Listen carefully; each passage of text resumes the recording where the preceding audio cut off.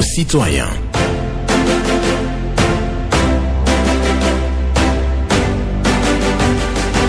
Parole aux citoyens. Honoré Naoum.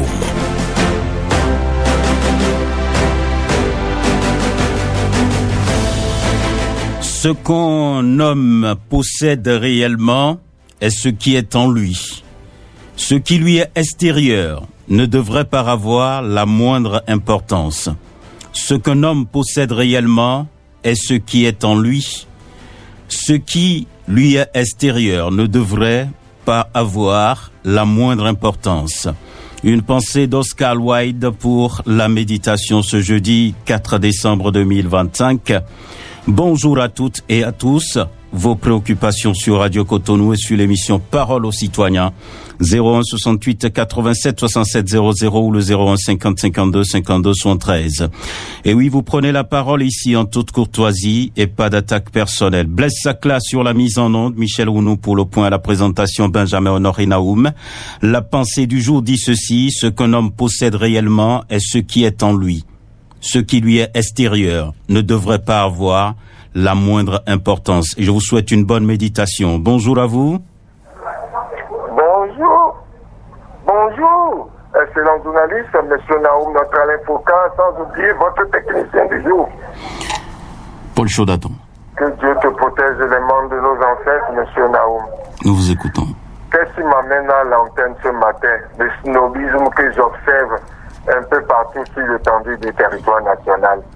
Et si on se comportait autrement, nous ne sommes pas européens. Portons-nous tenues traditionnelles.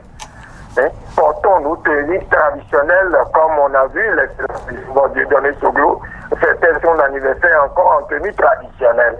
Puis c'est depuis notre retour de la Chine et du Japon, il a adopté sa culture. Et c'est seulement quand il veut aller en Europe en hiver qu'il porte costume. Et à nos cadres, portons un peu. Quand je viens souvent te voir à Radio Cotonou, M. Naoum, j'étais souvent vu aussi s'habiller en tenue traditionnelle, bien brodée. C'est joli. Et adoptons notre culture pour aller au réel développement. Et parlons notre langue. Le snobisme a gagné notre vie. Même quand on allume notre chaîne nationale d'ici, vous allez le voir, c'est le chef extérieur qui les préoccupe. Et c'est pas bien.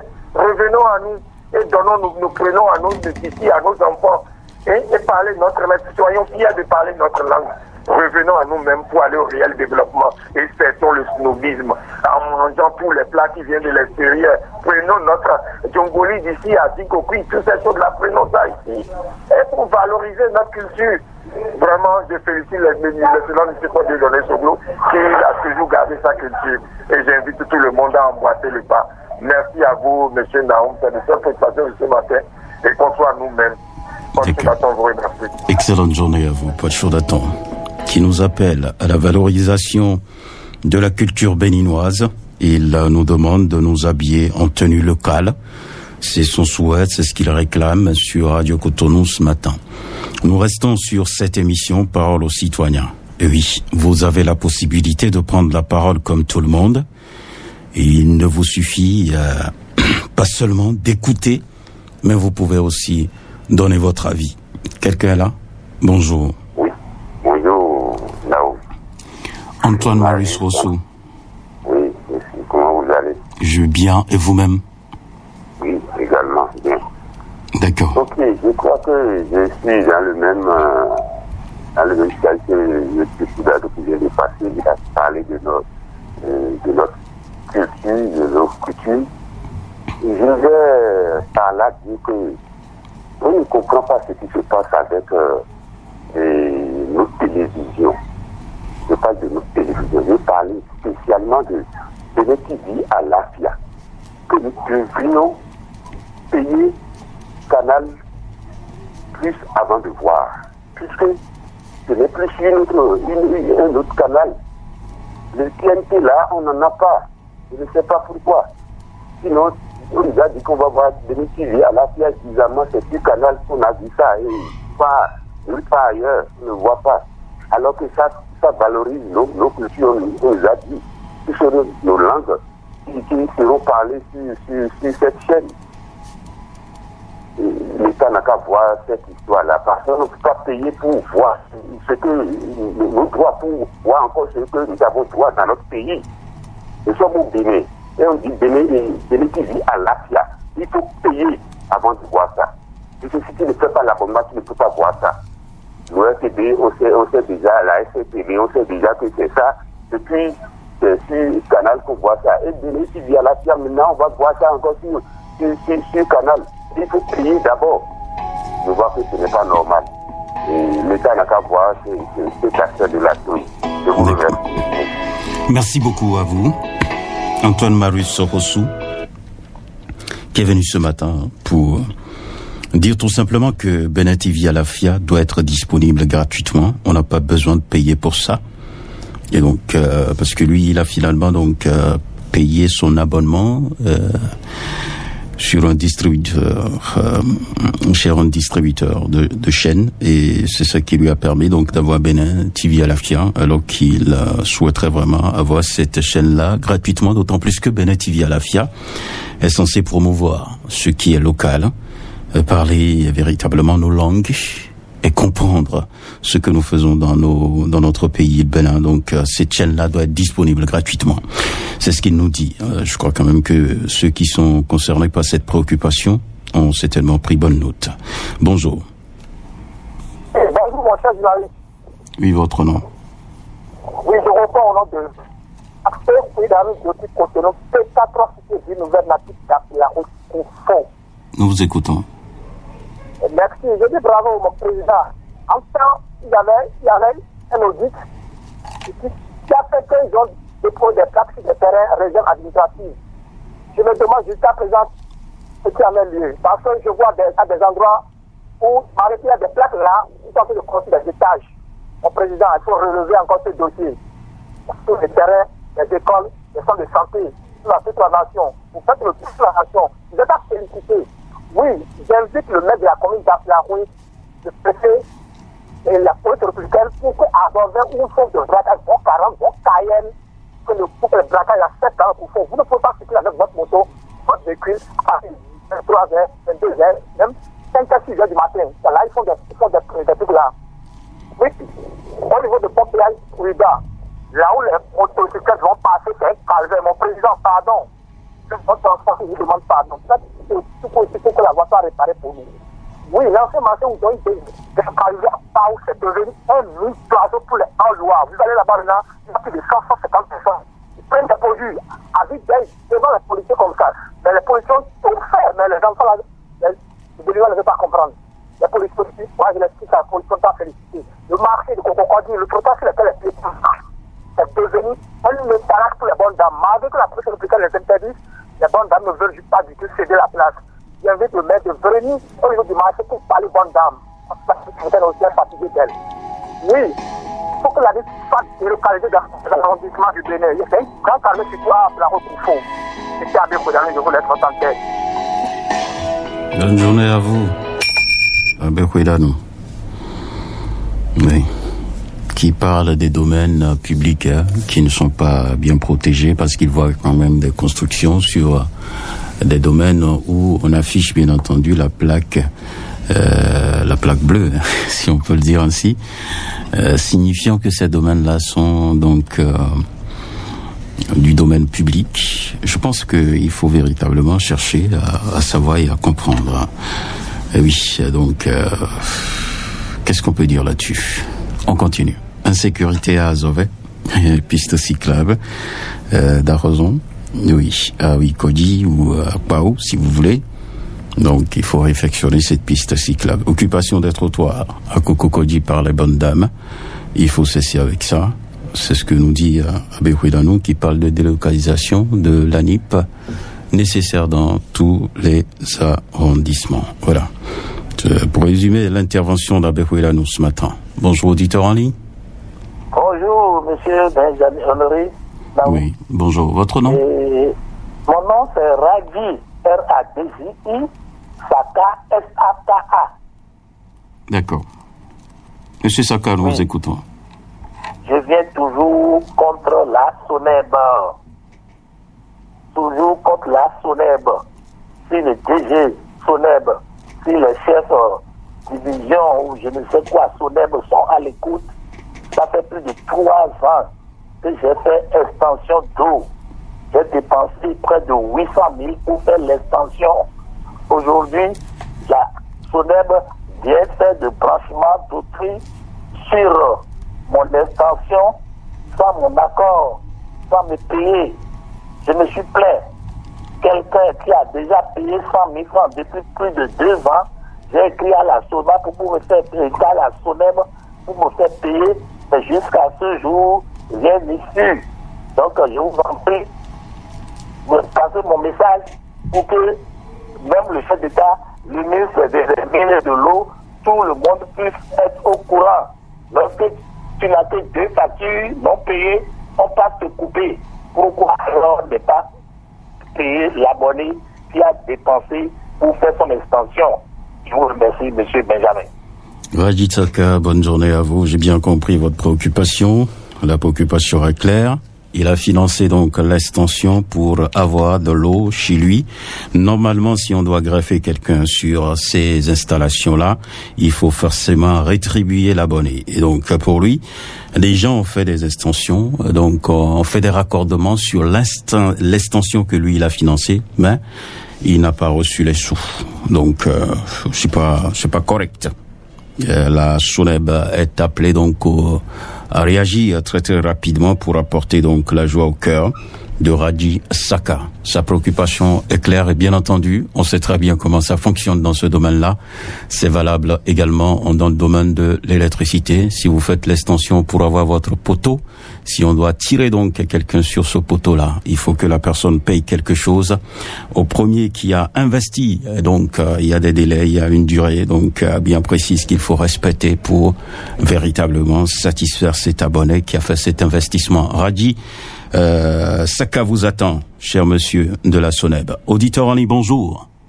Bonjour, monsieur Benjamin Honoré. Oui, bonjour madame, votre nom?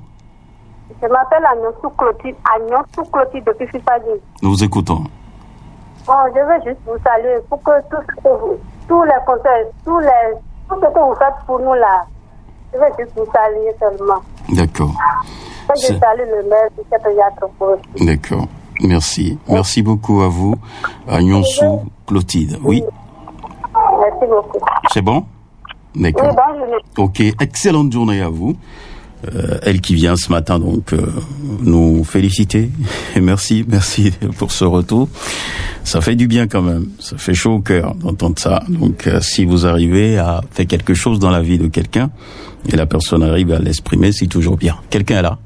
Bonjour. Bonjour. Oui, votre nom? Rachidi Oba. Rachidi Oba. Oui. Nous vous écoutons ce matin. Merci bien, monsieur le journaliste. Moi, je viens vous remercier pour ce que vous faites pour la population, Cotonou en particulier. Merci. Mais je tiens à dire au maire de Cotonou de faire tout, de tout voir pour que l'antenne de la radio soit réparée. Parce que nous avons du mal à écouter de la radio en plein temps. Moi, je suis à Cotonou, par exemple, je n'écoute plus la radio. Après un mois de silence, ce que je suis en train d'endurer, c'est moi-même sur le pissé. Et c'est pareil pour beaucoup de personnes. Ma deuxième préoccupation est aller à cette office. Avant le chef de Koya, ils ont fait le pont, ils ont essayé à l'ouvrir. Mais ils ont constaté que les populations souffrent. Le samedi, si j'ai bonne mémoire, un catapillar est venu pour aller la voie, alors qu'il n'a pas mis du sable. Allez voir l'état de cette voie, là où je suis en train de parler. On gaz une voie, on ne peut pas amener du sable, alors que la voie n'était même pas bien praticable. Maintenant, ils ont tapé la voie. Ce n'est pas bien. Les nouveaux caniveaux qu'ils ont fait de Pédocor jusqu'à les Zoumets, pour voir l'état de dégradation de la voie.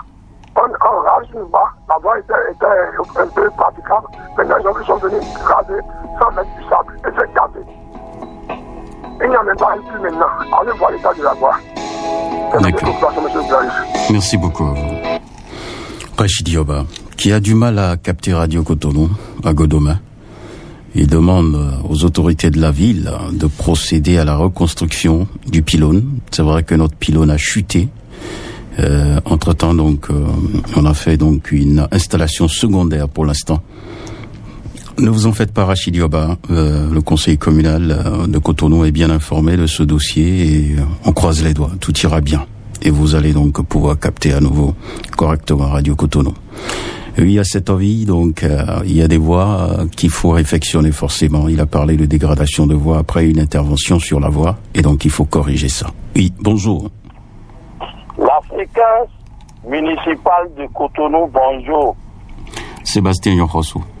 Voilà, Sébastien Yonrosso, en direct de Cotonou, Mitebo, 5e arrondissement. Nous vous écoutons. Je voudrais ce matin demander à la HAC à quand la levée de la musique conservatoire du groupe de presse La Gazette du Golfe. Depuis 3 août 2023, pour apologie de coup d'État, le groupe de presse La Gazette du Golfe a été suspendu sur musique conservatoire. Voilà plus de 2 ans déjà que les travailleurs de cette maison sont à la maison. Certains sont devenus des commandeurs pour pouvoir joindre les 2 bouts. D'autres sont carrément rentrés au village. D'autres sont devenus des conducteurs de zèbre la nuit pour pouvoir satisfaire leurs besoins. Allez-y voir. Allez voir les conditions dans lesquelles les enfants vivent actuellement au Bénin. Chers dirigeants, chers responsables de la HAC, ce sont vos frères. Vous, à la tête de la HAC aujourd'hui, nous avons un responsable, un journaliste qui doit comprendre la situation et savoir quoi faire. Oui, il faut punir quand il y a faute, mais quand on punit, il y a un délai pour pouvoir laisser la punition, pour pouvoir lever la musique. Je suis choqué hier quand j'ai rencontré un journaliste. Je vois sa vie hier et je le vois aujourd'hui. Il est difficile pour quelqu'un qui travaillait, qui avait un salaire, de devenir un jour un chômeur. C'est difficile. Je suis à genoux ce matin. Je supplie tout le gouvernement tout entier, les responsables de la HAC, de faire quelque chose. Ce sont nos frères, ce sont nos enfants, ce sont nos parents. Pensez à eux. Sébastien Yonrosso, bon jeudi à vous. Merci. Excellente journée à vous, Sébastien Yonrosso.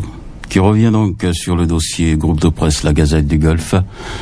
Il milite véritablement pour la réouverture de cette structure-là, cet organe de presse, un groupe de presse, parce que les journalistes qui travaillaient donc au sein de ce groupe de presse sont en difficulté, il faut le dire, et donc perdre son emploi, ce n'est pas la chose la plus facile, hein, vous savez très bien.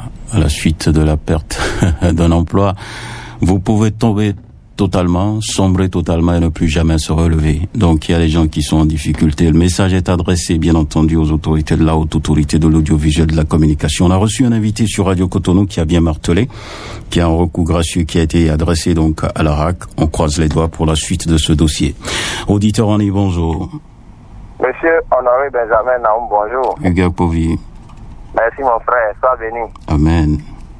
Monsieur le journaliste, ce matin, j'aimerais aussi m'adresser à la RAC, de vraiment penser à nous les auditeurs, les leaders d'opinion, parce que sans les journalistes, il n'y a pas d'auditeurs, sans les auditeurs, il n'y a pas aussi de journalistes, parce que nous échangeons avec vous les journalistes parfois et puis on arrive à se comprendre et ça arrange aussi les autorités.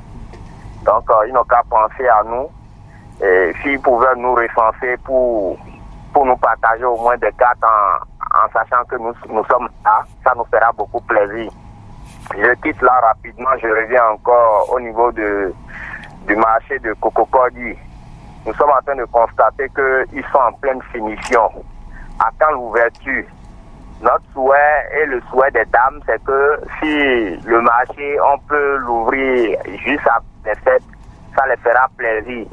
Parce qu'il y a les rumeurs que le marché sera ouvert bien avant les fêtes. Est-ce que ça ne va pas faire la perturbation de la vente des femmes? c'est l'inquiétude des femmes ce matin dans le marché. Donc, nous ne passons pas ici pour dire à nos autorités s'ils peuvent nous le permettre. Après les fêtes, ça les fera plaisir. Et je reviens encore toujours à Révier. Le nouveau goudron qui est en cours, qui est en construction, les balises, elles sont tellement nombreuses que on n'arrive plus à mieux circuler. S'ils peuvent trouver quelques solutions, ça nous fera plaisir. Bonne émission à vous et bon week-end. Merci beaucoup à vous. Oui. Uyakovic, qui parle de la haute autorité de l'audiovisuel de la communication qui doit penser aux auditeurs. Marché de Kokokoji, il s'interroge sur la date d'ouverture. Est-ce que c'est avant ou après? Lui, il souhaite que ça soit après les fêtes pour ne pas perturber la vente au niveau des bonnes dames. Bon, les bonnes dames qui se sont préparées, bien entendu, pour écouler des produits en période de fête. Faudrait pas les dépasser. C'est ce que faudrait pas les déplacer donc au cours de cette période. Il faut laisser passer cette période de fête et donc et ouvrir le centre après les fêtes. Bon, chacun fait son calcul d'une manière ou d'une autre. Révier, il dit qu'il y a beaucoup de balises sur la voie qui est en construction et ça perturbe un peu la circulation. Ceux qui sont en charge d'exécuter ce chantier sont à l'écoute. Bonjour. Bonjour, l'éminence journaliste Honoré Benjamin Nao. Katajosi Maxime. Affirmatif. Nous vous écoutons. En termes, je vous remercie pour la pensée du jour. Merci. Je vais aller sur quelques préoccupations rapidement. La première. Et nous sommes à quelques jours de la fête de Vodun Days, pour ne pas annoncer la fête du Nouvel An. Et je voudrais respectueusement demander au ministre des TP et au ministre conseil, M. Gakayadi, de bien vouloir penser au trafic local du poste de péage de Ahozo, puisqu'il y aura d'affluence lors des fêtes de Vodun Days. Il y a des expatriés, des qui vont revenir et vont seulement passer par là à moto. Et l'affluence sera tellement énorme qu'il y aura des dégâts sur la voie. Je voulais très récemment leur demander de penser à cette rivière-là. Deuxième préoccupation rapidement, M. Benyamin. Je reviens à Calavici, dans le quartier Seme. Il y a un quartier, dans le quartier Seme, il y a une zone qui est comme Zongo. Ils ont érigé des bidonvilles sur un carrefour qui mène vers le carrefour Adjaha. Et il y a des ferrailles, il y a des kiosques et autres là, les enfants, les jeunes frères, les enfants font là, ils sortent. Quand ils sortent de là, c'est pour commencer par dormir au milieu de la voie. Je voudrais très respectueusement demander au commissaire central de Calavi de bien vouloir envoyer ces éléments pour faire une tour voir ce qui se passe réellement. Et bonne journée à vous. Bonne journée. Vous aussi, Katajosi Maxime, qui parle de Vodou Days, qui sera donc dans quelques jours, et invite donc les gouvernants à réfectionner d'abord la piste cyclable au poste de péage d'Awikoji. Et oui, il faut réparer ça. Et je pense quand même que beaucoup en parlent. Beaucoup en parlent. Sur Radio Cotonou, cette préoccupation revient très très fréquemment. Et donc il faut corriger ça pour permettre aux motocyclistes de circuler. Il y a une zone à Calavi, il parle de quartier Semin, où il y a un endroit donc qui héberge de la ferraille. Et donc pour lui, il y a des questions de sécurité qu'il faut se poser à ce niveau. Et le commissaire est invité à faire quelque chose. Auditeur en ligne, bonjour. Oui. Bonjour, monsieur Benjamin Honoré Naoum. Fierin Wimbo. Affirmatif, c'est moi. Je vous appelle de Coco et Centre. D'accord, nous vous écoutons. Voici mes préoccupations. Je vais directement chez le gouvernement. Est-ce que c'est vous qui avez donné l'ordre à les propriétaires des véhicules qui veulent assurer leurs véhicules quand on lui impose qu'on va faire l'assurance de CDAO? Ce n'est pas bon. Il faut revoir votre copie. Sinon, ce n'est pas bon, c'est de mettre la tarif devant les deux. Ce n'est pas bon. Deuxième préoccupation. Je veux que le ministre de la Santé de venir et changer les lits qui sont dans l'hôpital de Ouida, Tomates, Toribotito. Sinon, la Pinède. Il faut changer cette lit et venir à le centre de santé de l'arrondissement de Café aussi. Là, il y a déjà fait au moins 34 ans. Il faut changer. Et sans gagner de livre aussi. Il faut trouver de gagner de livre aussi pour ce centre. Merci bien, monsieur le journaliste. Agréable à vous. Agréable journée à vous aussi. Pierre Wimbo. Voilà. Il a parlé. Et nous allons clôturer cette émission. Merci à chacun et à tous. Je vous dis une excellente journée, mais je partirai pas sans rappeler la pensée du jour. Ce qu'un homme possède réellement est ce qui est en lui. Ce qui lui est extérieur ne devrait pas avoir la moindre importance. C'est une méditation de Oscar Wilde que j'ai partagée avec vous. Je vous souhaite une bonne journée.